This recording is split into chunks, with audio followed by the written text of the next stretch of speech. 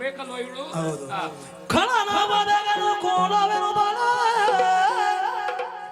ತಿಳಿದು ತನ್ನಳು ಸತಿಯತ ನೊಡಗೊಳುತ್ತ ಸಂತಸದಿಂದ ವಿಹಗ ಮಾತಜನ ಬೆಗಲೇರೆ.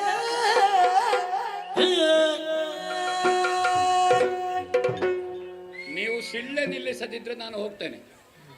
ದೊಂಬರಾಟ ಅಲ್ಲ ಇದು. ನಾನು ಆಗಿಂದ ಗಮನಿಸ್ತೇನೆ, ಚೌಕಿಯಲ್ಲಿದ್ದೇನೆ. ಸಭ್ಯ ಸಭೆಯನ್ನು ಬಯಸ್ತೇನೆ. ನನಗೆ ದಾಕ್ಷಿಣ್ಯ ಯಾರದೂ ಇಲ್ಲ. ಇಲ್ಲಿ ಯಾಕೆ ಕುಣಿತೇವೆ ಅಂತ ಗೊತ್ತುಂಟು ನಿಮಗೆ? ಯಾರು ಆಟ ಮಾಡಿಸುವವರು? ಏನು ಅಂತ ಆಲೋಚನೆ ಮಾಡಿದ್ರಿ ನೀವು?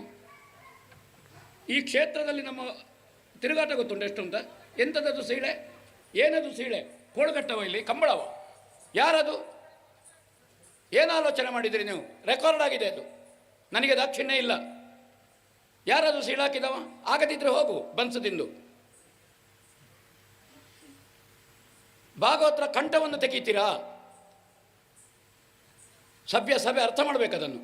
ಹುಚ್ಚರನ್ನು ಬೆಳೆಸಬೇಡಿ, ಕಲಾ ಪ್ರೇಕ್ಷಕರನ್ನು ಬೆಳೆಸಿ.